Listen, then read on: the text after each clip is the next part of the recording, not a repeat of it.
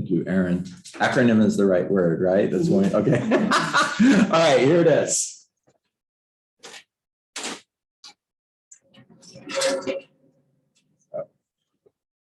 Let's see, all of you in Zoom can see this. Everybody in the room can see this.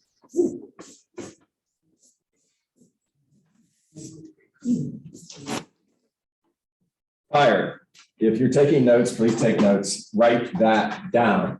Now, F is fun. Now, the question is, what is culture? And culture is fun. Culture is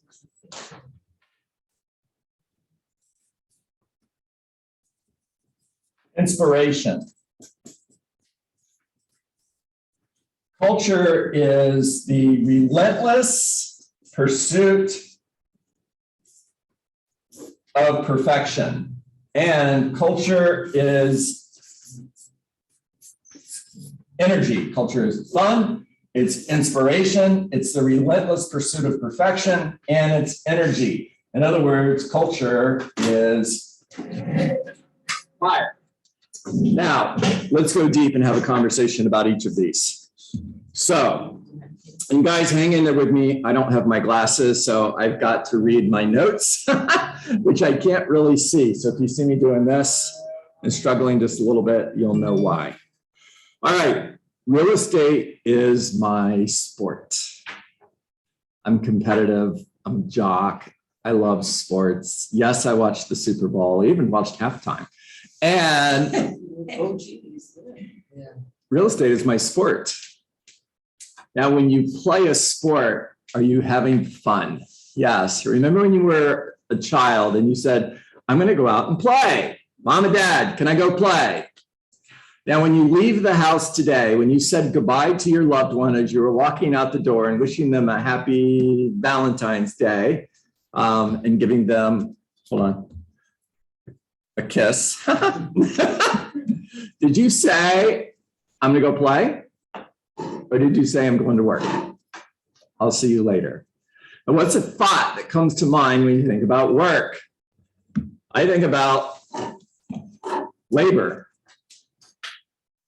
work. I don't necessarily think about fun, but work is fun. I'm going to go play.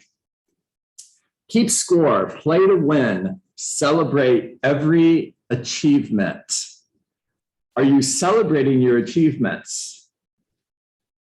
Or are you so focused on what you don't have, so focused on where you're not, so focused on the goals that you're not hitting, that you're not celebrating the achievements along the way?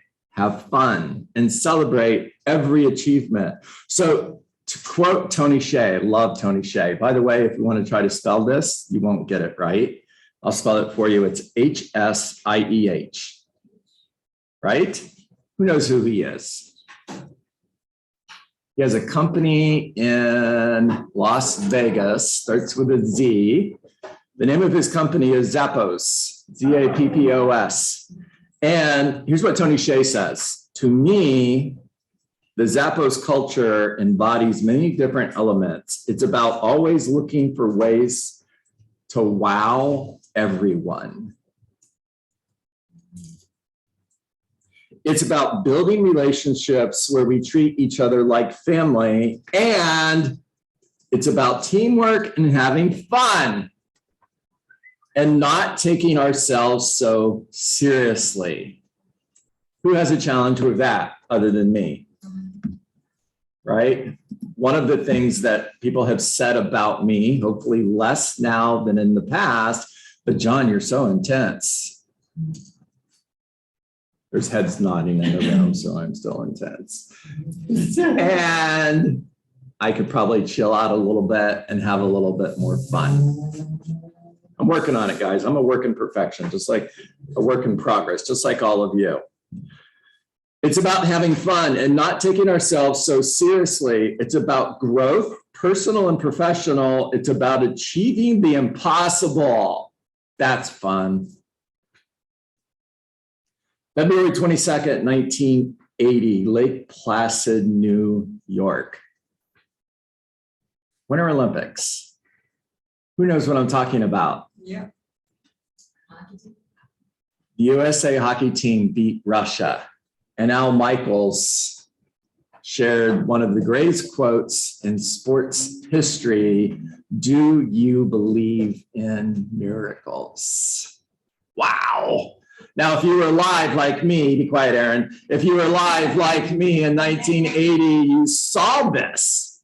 You were sitting on the edge of your seat. Just having this conversation is bringing back memories. It's probably giving you chills. It's giving me chills.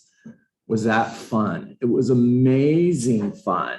Did the USA hockey team achieve the impossible? Yeah, they did. If the USA hockey team plays Russia 100 times, they lose 99.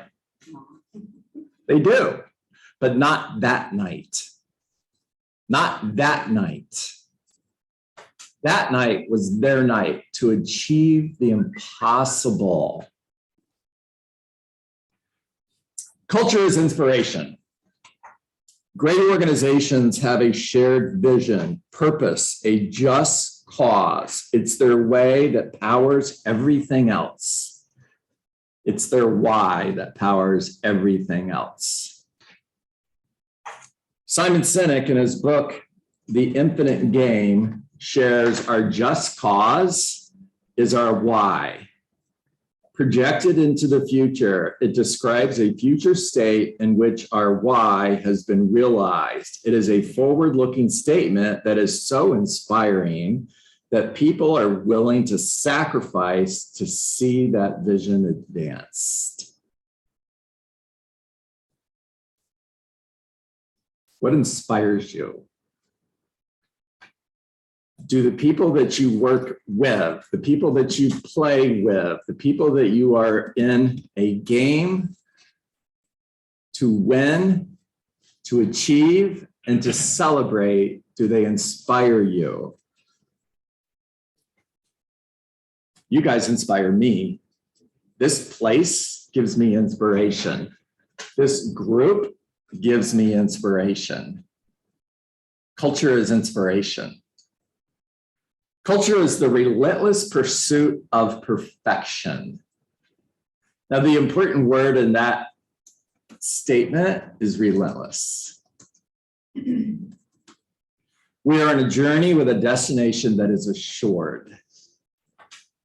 From Tim Grover in his book, Relentless, From Good to Great to Unstoppable, from good to great to unstoppable, he shares being relentless means demanding more of yourself than anyone else could ever demand of you. Knowing that every time you stop, you could always do more. All I can do is all I can do, and all I can do is enough. When I do all I can do. All I can do is all I can do. And all I can do is enough. When I do all I can do. So at the end of the day, simply ask yourself, did I do all I could do? Or is there something left?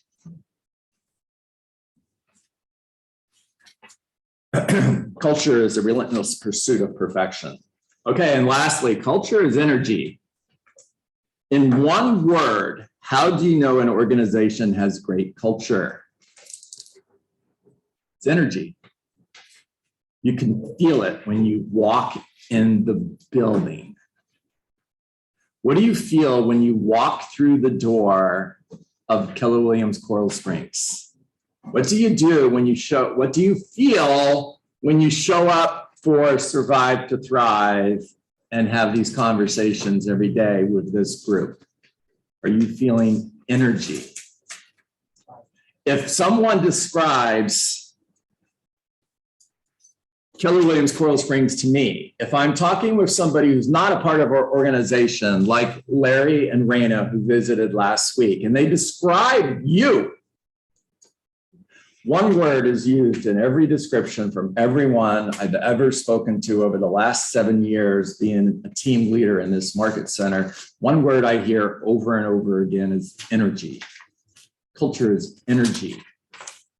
John Gordon, in his book, The Energy Bus, states positive energy and positive people create positive results.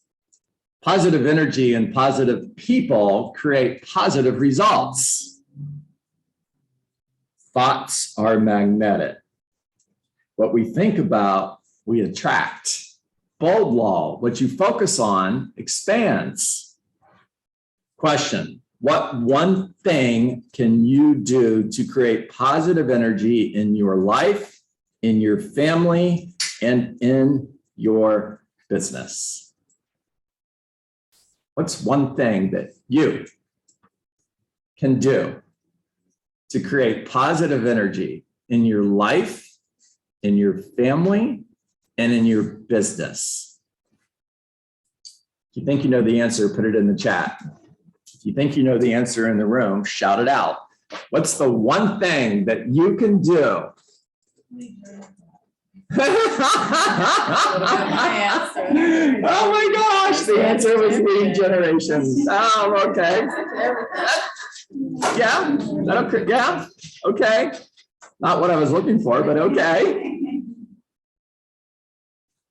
There you go, Michael Topo. So Michael Topo wrote a word in the chat, and it's gratitude. Yep.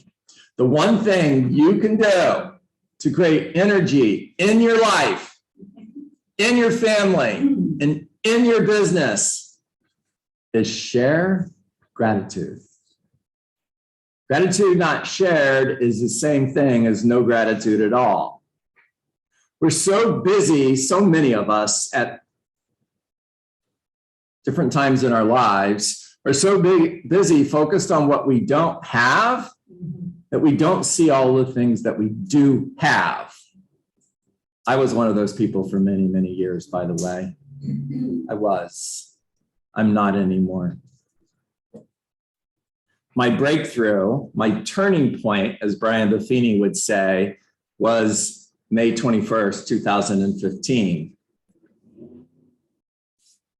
What happened? Lacey was diagnosed with cancer. And from that day forward, I looked at life different. My daughter, at 14 years old, was diagnosed with non-Hodgkin's lymphoma. And from that day forward, what I had, how big my house was, how fancy my car was, didn't matter.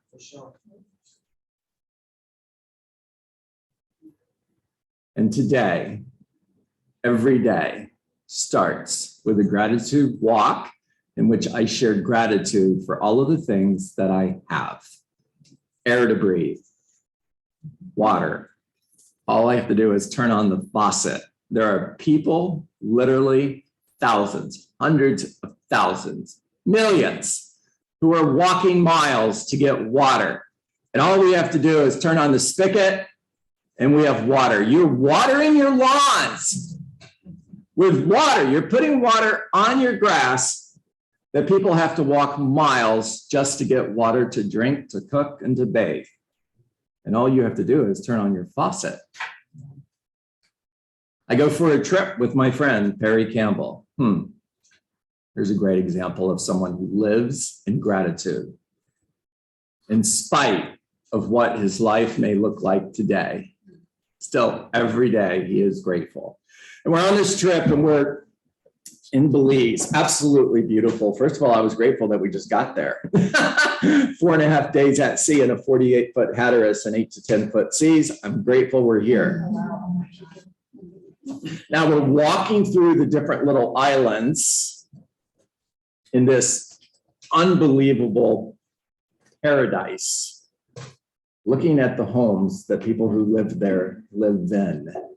And I'm looking at homes with no windows, with holes in the roofs, thinking, what is it like to go to bed? And if it rains, rain is coming down on top of you. What is it like to be in 100-degree temperatures with no air conditioning?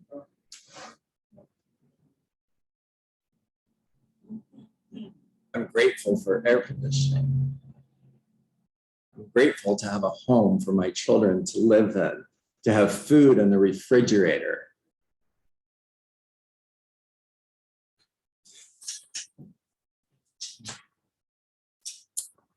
Celebrate your existence. from 1,000 little things that happy people do differently, page 19. This is where it's going to really get challenging because this is small print and I don't have my glasses. I can't even see what page 19 is. Oh my gosh. Diane, can you find page 19? or Clarissa, would you find page 19 for me? We got you. We got you. Be grateful that you can see. I may not have my reading glasses, but I can still see.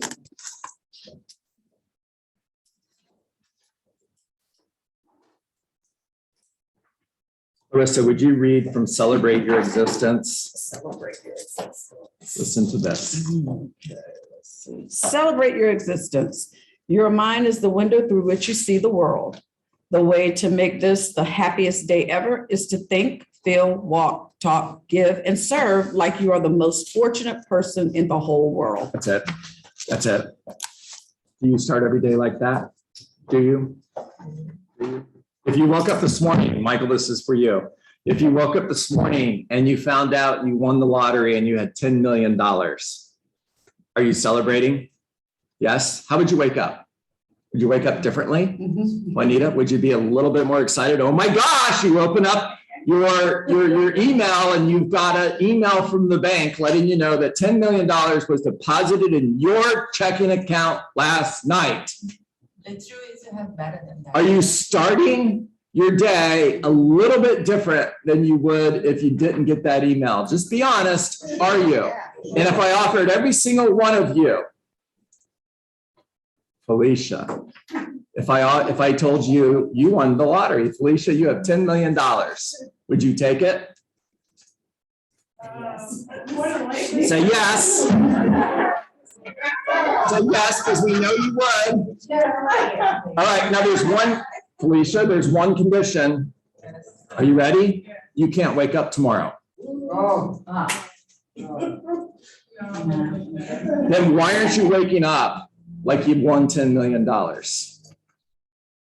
Because waking up to you is more important than $10 million. And then you can go take a nap. And then you can go take a nap. All right, talk to me, guys. What'd you hear? Megan, talk to us.